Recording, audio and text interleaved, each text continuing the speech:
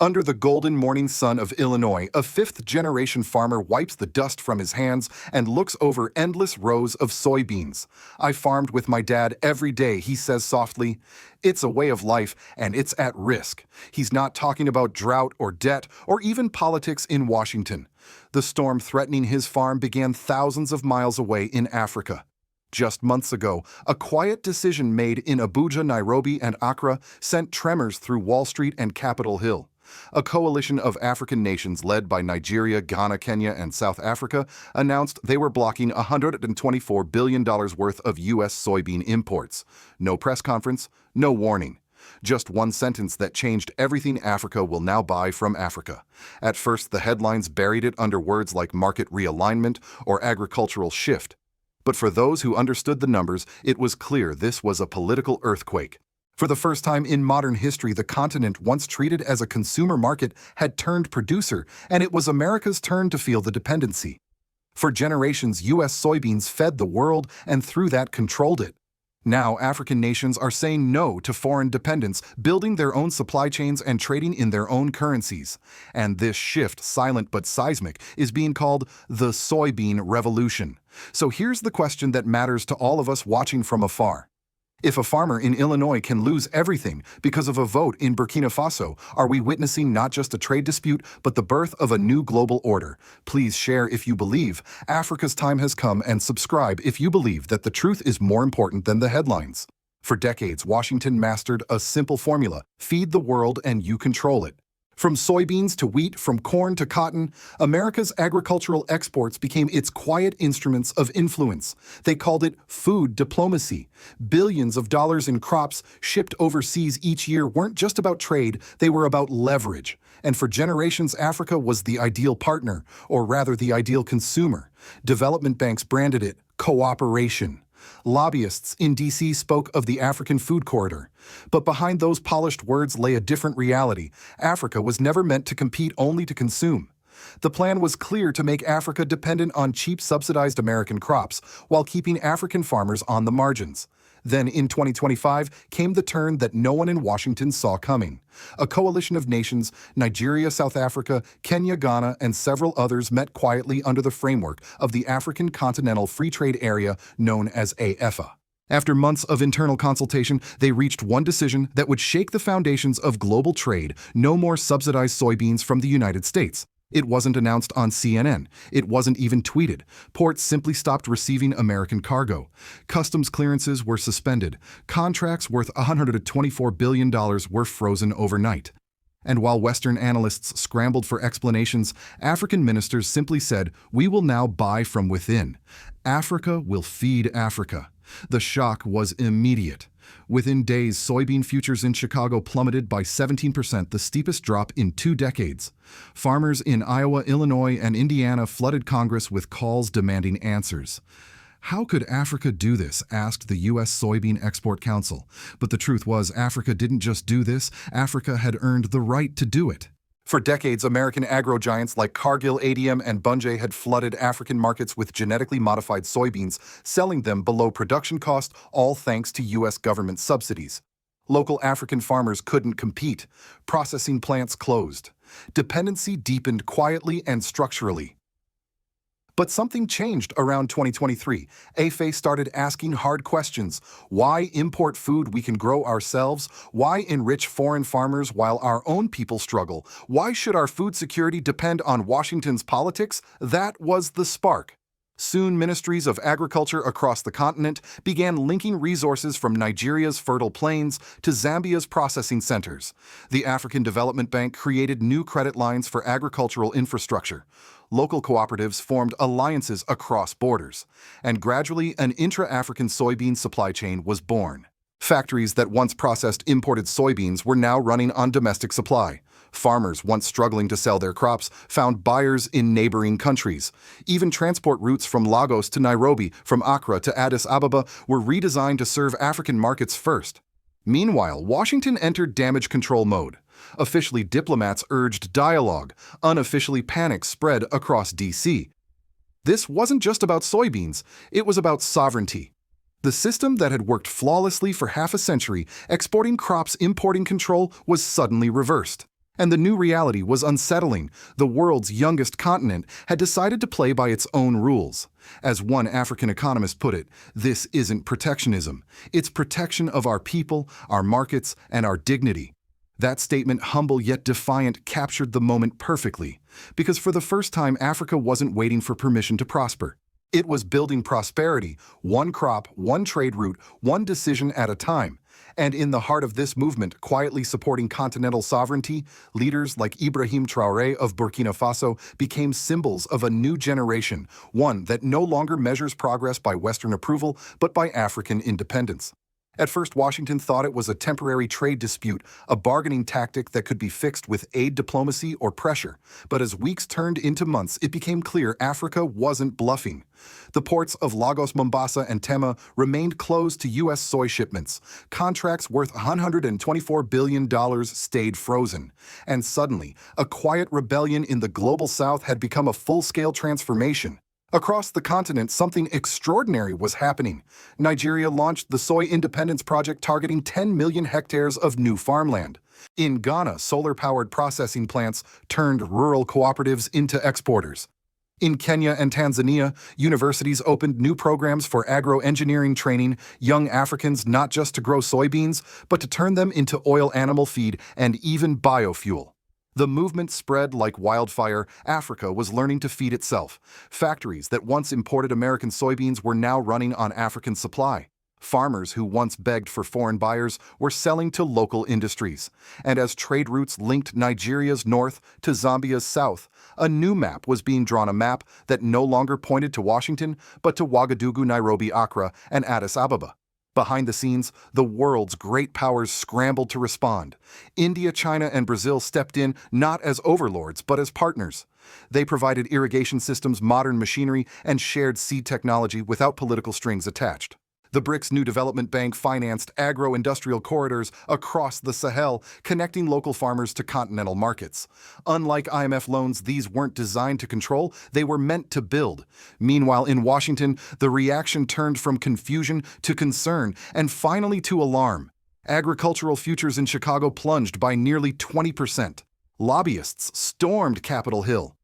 How did we lose Africa? One senator asked behind closed doors. But the answer was simple. America didn't lose Africa. Africa outgrew America. Within months, the ripple effects spread worldwide. Europe, long dependent on U.S. soy imports, turned to Africa for alternatives.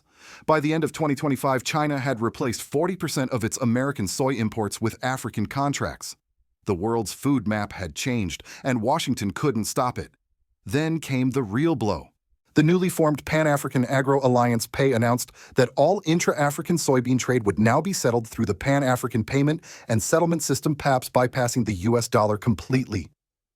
For the first time in modern trade, African countries were buying and selling food in their own currencies.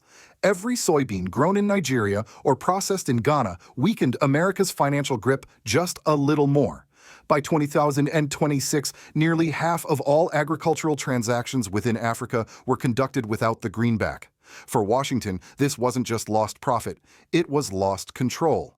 Because dollar dominance had always been the invisible weapon behind U.S. power. If Africa could trade without it, so could others, and soon others did. Indonesia, Saudi Arabia, and even Argentina began exploring Africa-style regional payment systems. The dominoes had started to fall. At the heart of this new order stood leaders like Captain Ibrahim Traoré of Burkina Faso, who became the face of Africa's self-reliance movement. Under his leadership, Burkina Faso helped train agricultural cooperatives across the Sahel, promoting what he called economic sovereignty through soil. In one televised speech, Traoré declared, "For too long, Africa has been told what it can produce, what it can trade, and what it can dream. Those days are over." His words echoed far beyond Ouagadougou. They became a rallying cry for a generation tired of exporting raw materials and importing poverty.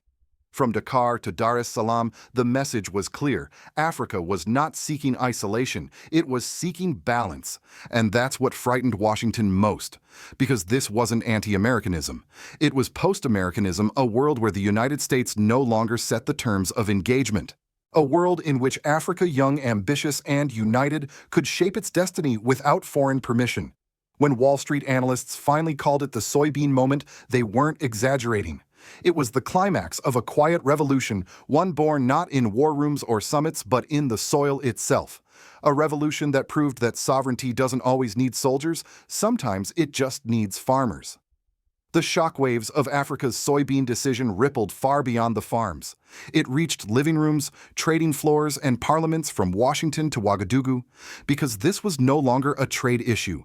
It was a redefinition of power, the kind that touches both dinner tables and diplomacy. In the American Midwest, the effects were immediate.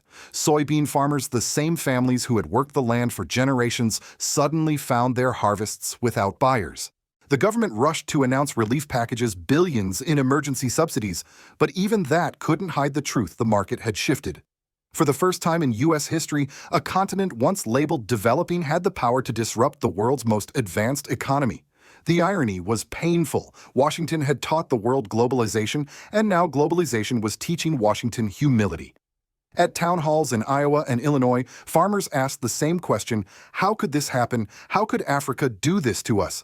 But Africa hadn't done anything to America, it had simply chosen itself. For generations, African economies had been told what to grow, what to sell, and to whom. Now they were saying enough. In Ouagadougou, President Ibrahim Traoré spoke to thousands at a youth agriculture summit. He didn't gloat. He didn't even mention the U.S. directly. Instead, he said calmly, "We cannot eat dependency. We cannot build freedom with borrowed hands." His words were simple, but the meaning was seismic. To millions of Africans, Traoré wasn't just a leader, he was the embodiment of an idea: long overdue sovereignty is not a slogan. It is survival. Across the continent, the results were visible. Tens of thousands of new jobs appeared, from processing plants in Ghana to logistics hubs in Kenya. Small farmers, once forgotten, now joined cooperatives that could compete internationally. Women-led agricultural ventures gained access to local financing through the African Development Bank. Young engineers who once dreamed of leaving for Europe were now designing drone-assisted irrigation systems in Mali and Senegal. Africa's brain drain was reversing. Its youth were coming home. Politically, the transformation was even deeper. Food had always been a quiet weapon. Whoever controlled the supply controlled the nation. But now, for the first time, African governments controlled their own supply. That changed everything: policy, defense, even diplomacy. Leaders no longer needed to negotiate from weakness, they could trade from strength. The age of aid dependency was giving way to the era of mutual respect. In Washington, the silence grew heavier. Think tanks called for a new African strategy. But what could they offer? Loans? Africa had new lenders. Partnerships? Africa had new allies. Moral leadership that had long been lost. The only tool left was rhetoric, the tired narrative that African self-sufficiency was anti-globalization. But the world wasn't buying it anymore. Even inside the United Nations, diplomats whispered that the soybean shock had redrawn the moral map of trade. Because this wasn't just about who sells and who buys, it was about who decides. And Africa had finally decided its land, its crops, its rules. The deeper truth. What began as an economic shift became a political awakening. From farmers to presidents, from villages to ministries, Africans had rediscovered what many had forgotten: that real independence starts when you can feed your own people. From Washington to Wall Street, the realization came late, but when it came, it hit hard. The United States had not merely lost a market, it had lost a narrative. For nearly a century, American power wasn't just built on military strength or technology, it was built on the assumption that the world needed it, needed its food, its dollars, its systems. But the soybean shock shattered that illusion. Because when Africa, the world's youngest and fastest-growing continent, decided to trade with itself, the message was clear: the world can move on without America. Inside the Pentagon Security Review, leaked reports revealed an uncomfortable truth: Africa was no longer an aid recipient. It was now labeled a strategic variable. In plain terms, whoever partners with Africa controls the future of global trade. The logic was simple: control the food systems and you control peace, migration, and even politics. And the United States, for the first time in generations, was no longer holding the steering wheel. Diplomats scrambled to respond. U.S. delegations rushed to Nairobi, Abuja, and Pretoria, offering new partnerships branded as green agriculture initiatives. But Africa's tone had changed from pleading to polite, from deferential to decisive. Gone were the days when Washington could dictate terms. The continent was now negotiating from power, not from need. Across the Atlantic, reactions varied. In Europe, ministers quietly signed new trade deals with African producers eager to diversify away from American volatility. In India, newspapers hailed Africa's rise as the dawn of the Southern century. In Brazil, leaders spoke proudly of the Southern Food Triangle, linking South America, Africa, and Asia in a web of cooperation unthinkable just a decade ago. And in Beijing, Chinese analysts smiled knowingly, calling it the end of agricultural colonialism. But perhaps the most telling change was cultural. For years, the West saw Africa as a land of crisis, famine, conflict, and aid campaigns. Now, the same media outlets that once broadcast hunger appeals were running features on African innovation, African logistics, African brands. The narrative was shifting, and the shift was irreversible. Africa had become the price setter, not the price taker. In the United States, not everyone saw this as a loss. Some economists began to acknowledge that a balanced world might also be a safer world. A few even drew parallels between Africa's rise and America's own story of independence centuries ago, ordinary people reclaiming their dignity from distant empires. But for the political establishment, humility is a hard lesson. The old instincts control, dictate, dominate don't fade easily. Still, there's no denying the numbers.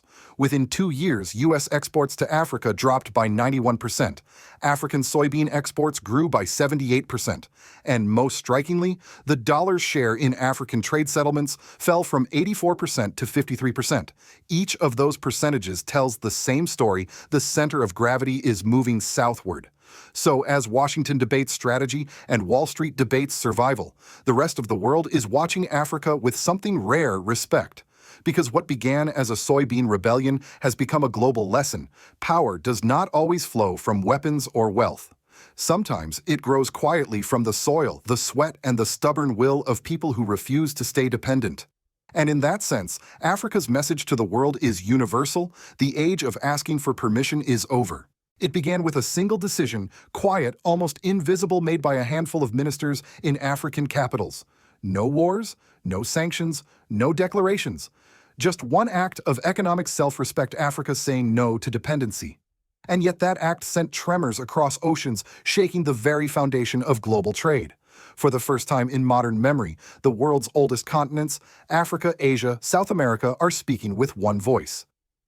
We will not be markets for other people's surplus. We will not be fed only to stay weak. We will build produce and trade on our own terms. This is what historians will one day call the soybean moment, not because it changed agriculture, but because it changed consciousness. A continent once defined by extraction now defines its own production. A people once dependent on aid now export dignity. And in that transformation lies something deeper than economics. It is a reclaiming of identity. But here lies the warning for all of us, especially in the West. If we continue to see Africa through the lens of charity or control, we will miss the greatest transformation of our century. Because this is not just about Africa rising, it's about the world rebalancing. And whether we like it or not, the age of unilateral power is ending. The future will not belong to those who dominate others, it will belong to those who cooperate, respect, and produce. In Burkina Faso, President Ibrahim Traoré once said, "True freedom begins when you can feed your people with your own hands." Today, his words echo across the continent, in the factories of Ghana, in the farms of Zambia, and in the classrooms of young engineers from Kenya to Mali. They are building an Africa that no longer waits for permission because it has finally remembered its worth. So, as we watch this quiet revolution unfold, we must ask ourselves, are we ready to live in a world where Africa sets the rhythm of trade, of energy, of ideas? Can the West learn to share, not dictate? Can America, for the first time, be a partner, not a master? Because make no mistake, this is only the beginning. When Africa blocked $124 billion worth of U.S. soybeans, it didn't just close a market. It opened a century of production, of sovereignty, of balance. A century where nations feed themselves and finally feed their dignity. If you believe that President Ibrahim Traoré's vision of sovereignty and self-reliance is shaping a fairer world, share this story. And subscribe if you believe that the truth is more important than the headlines.